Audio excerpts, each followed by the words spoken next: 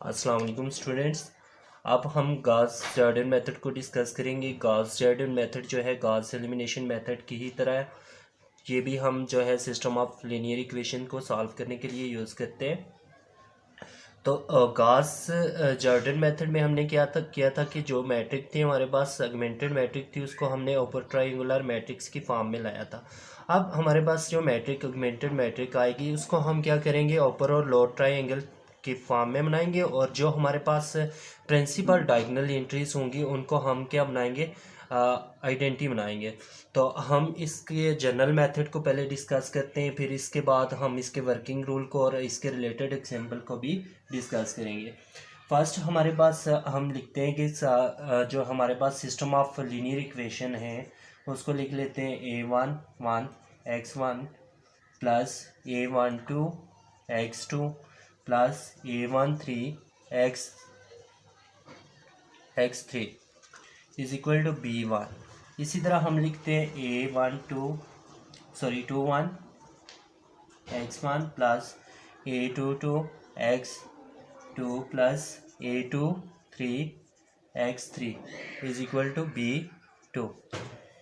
a31 x1 plus a32 x2 plus a33 x3 is equal to b3। अब हम क्या कहते हैं कि जब भी हमारे पास जो जैसे हमने गॉस एलिमिनेशन मेथड में क्या किया था कि जब हमारे पास लीनियर इक्वेशन आई थी उसको हमने क्या किया था कि हमने उनको मैट्रिक्स फॉर्म में लिखा था। अब हम इन इक्वेशंस को क्या करेंगे, मैट्रिक्स फॉर्म में लिखेंगे। तो हमारे पास क्या आ जाएगा, क्या आ जाएगी मैट्रिक्स हमारे पास in matrix form.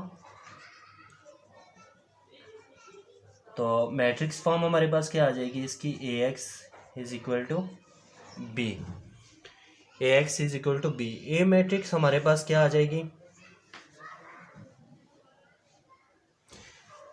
A matrix हमारे पास क्या आ जाएगी, a11 a12 a13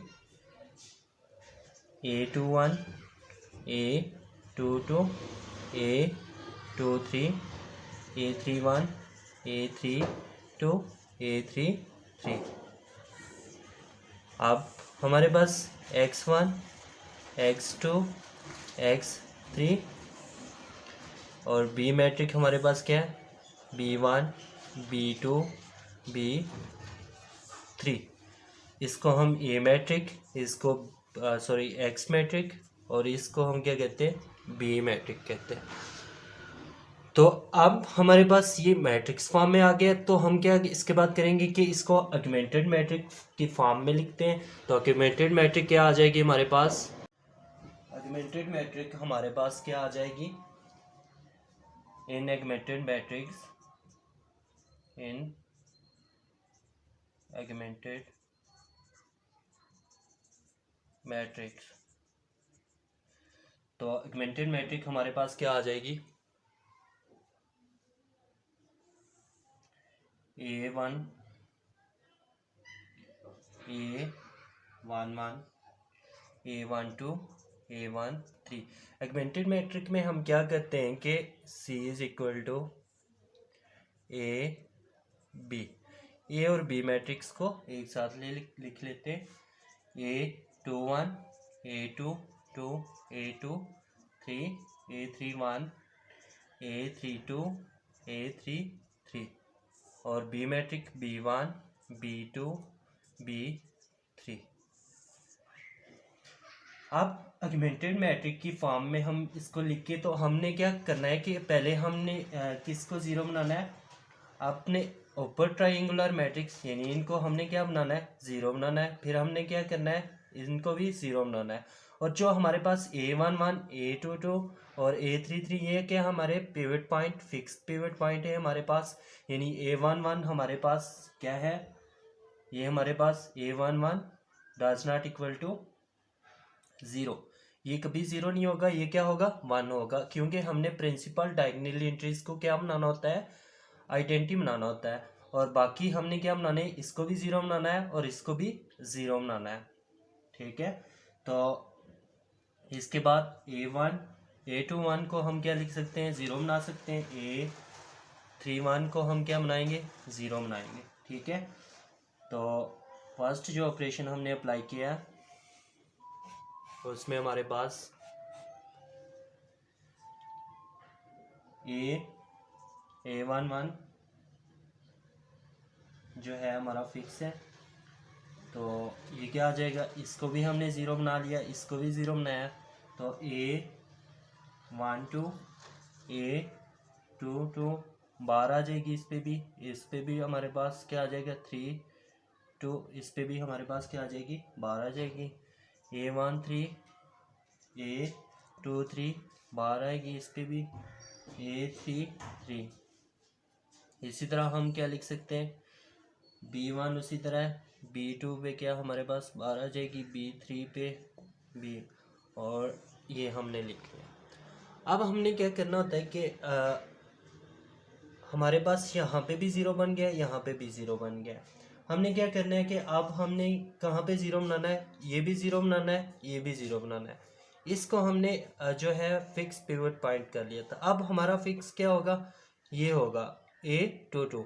ये जब फिक्स होगा तो हमने इसको भी ज़ीरो बना लेना है, इसको भी ज़ीरो बना लेना है। इसी तरह हम क्या करेंगे, इसको भी फिक्स करेंगे और ये भी ज़ीरो बनाएंगे, ये भी ज़ीरो बनाएंगे, तो हमारे पास फाइनल जो है आंसर आ जाएगा। किसका आंसर आएगा, X1 X2 और X3 का आंसर आ जाएगा। तो हम क्या करेंगे इसके बाद, अब हमने क्या करना है कि A22 जो है हमारा क्या does not equal to zero, ये फिक्स पिवट पॉइंट है हमारा, तो A12 क्या होगा, ज़ीरो हो जाएगा। A32 क्या होगा, ज़ीरो हो जाएगा। तो हमारे पास मैट्रिक क्या आ जाएगी, A11 ये भी ज़ीरो हो जाएगा, ये हमने पहले ज़ीरो बनाए थे। A22 जो है फिक्स है हमारा, ये भी ज़ीरो हो जाएगा। और ये हमारे पास A13 इस पे बार आ जाएगी, और A23 बार, A33 पे डबल बार आ जाएगी, और B1 बार, B2 इस पे बार आ जाएगी, B3 पे हमारे पास क्या आ जाएगी, डबल बार आ जाएगी। ठीक है, तो इसी तरह जब हम नेक्स्ट करेंगे सॉल्व, तो अब हमारा फिक्स क्या होगा, A33 हमारा डज नॉट पिवट पॉइंट हमारा A33 है, does not equal to zero. A13 is equal to zero, A23 is equal to zero. तो हमारे पास क्या आ जाएगा जी, A11 ज़ीरो, ये भी ज़ीरो, ये भी ज़ीरो बना लिया था, A22 बाहर आ जाएगी ज़ीरो, ये भी ज़ीरो हो गया, ये भी ज़ीरो, और A बार A3, और B1 पे भी बार आ जाएगी डबल बार, B2 पे भी डबल बार आ जाएगी, B3 पे भी हमारे पास डबल बार है। इसको हमने क्या करना है कि इसको हम लिख सकते हैं, अब फाइनल हमने इक्वेशंस फाइंड कर लेनी है।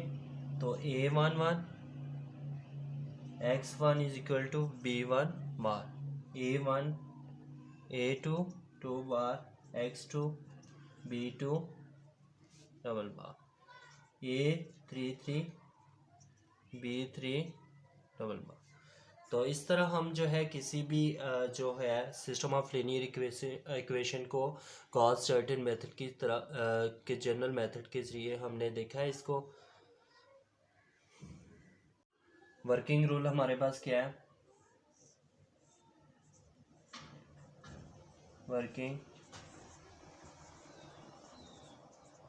तो पहला रूल है हमारे पास क्या है कि हम क्या कहते हैं कि consider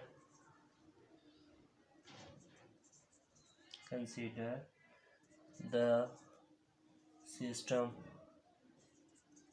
system of equation in matrix form.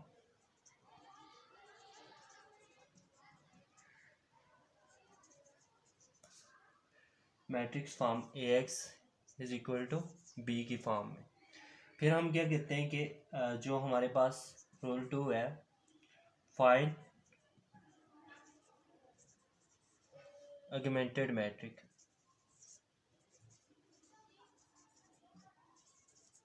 Augmented matrix C is equal to AB। Roll number जो हमारे पास 3 है वो क्या है कि हम क्या कहते हैं, ट्रांसफॉर्म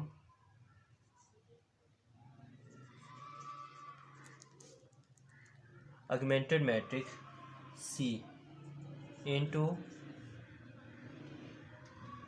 नॉर्मल फॉर्म, यानी कि इस फॉर्म में हम ऑगमेंटेड मैट्रिक जो है उसको हमने नॉर्मल फॉर्म में कन्वर्ट कर देना है।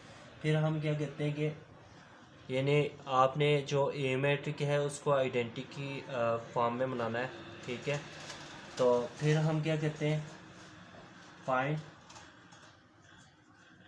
Find the solution of equation. ये था हमारे पास वर्किंग रूल जो है गॉस जॉर्डन मेथड को सॉल्व करने के लिए। अब हम जो है इसके रिलेटेड एग्जांपल को डिस्कस करते हैं। तो स्टूडेंट्स अब हम इसके रिलेटेड एग्जांपल को देख लेते हैं।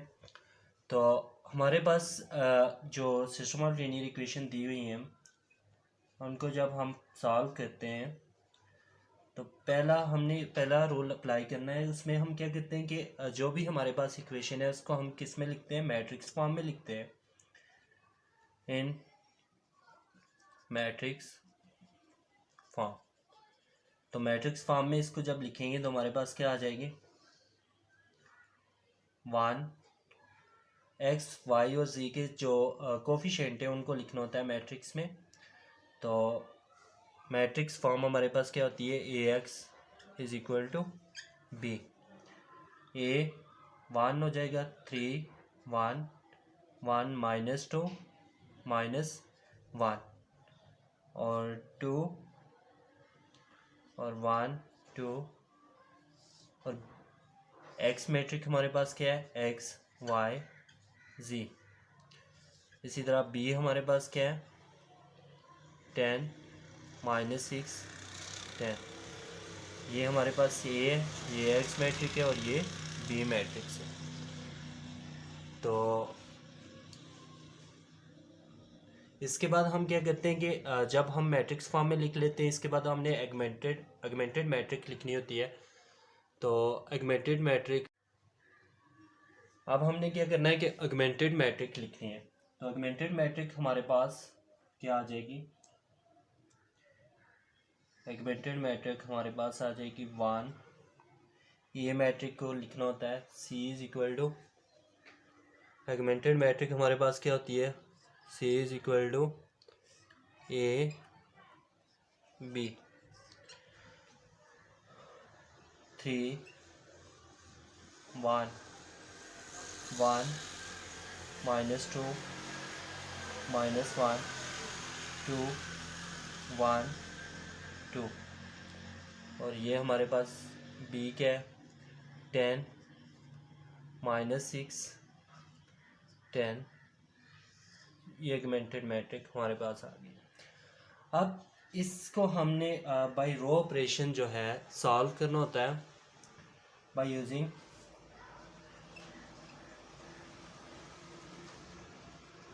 रो ऑपरेशन।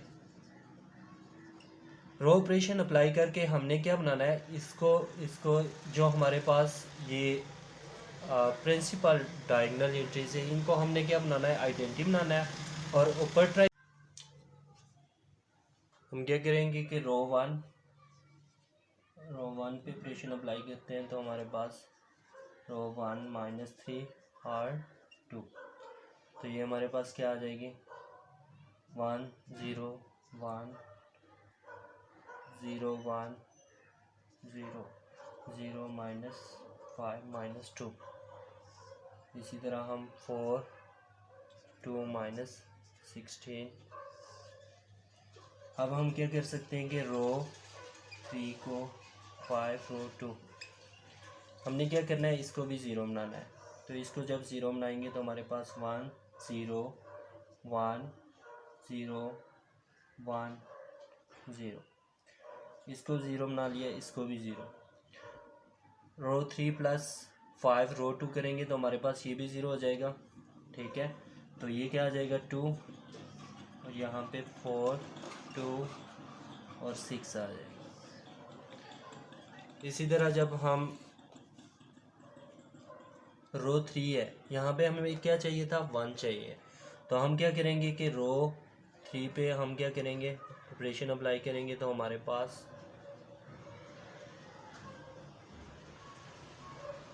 रो 3 पे इसको 2 से डिवाइड कर देंगे तो हमारे पास क्या आ जाएगा, 1, क्या आ जाएगा 1 0 1 0 0 1 0 0 1 और 4 2, ये हमारे पास क्या आ जाएगा, 6 को 2 से डिवाइड 3। अब हमें क्या चाहिए, यहाँ पे भी ज़ीरो चाहिए। तो हम क्या अप्लाई कर सकते हैं, रो 1 पे ऑपरेशन अप्लाई करते हैं, क्योंकि हमें रो 1 में क्या चाहिए, ज़ीरो चाहिए। तो रो 1 को हम सॉल्व करेंगे तो हमारे पास क्या कर सकते हैं, R1 माइनस R3। तो हमारे पास क्या आ जाएंगे, 1 0 0 0 1 0 0 0 1 1 2 3। हमने क्या किया कि जो हमारे पास गिवन इक्वेशन थी उसको हमने किस में कन्वर्ट कर दिया, आइडेंटिटी के फॉर्म में कन्वर्ट कर दिया, ऑगमेंटेड मैट्रिक्स को, ठीक है। यहाँ पे हमारे पास आइडेंटिटी आ गई है। अब इसको हम जो है इक्वेशन के फॉर्म में लिखते हैं तो हमारे पास क्या आ जाएगा, x y z is equal to 1 2 3। तो इसको हम लिख सकते हैं x is equal to 1, y is equal to 2 and z is equal to 3। इस तरह हम किसी भी जो है सिस्टम ऑफ लीनियर इक्वेशन को गॉस जॉर्डन मेथड के ज़रिए हम सॉल्व कर सकते हैं।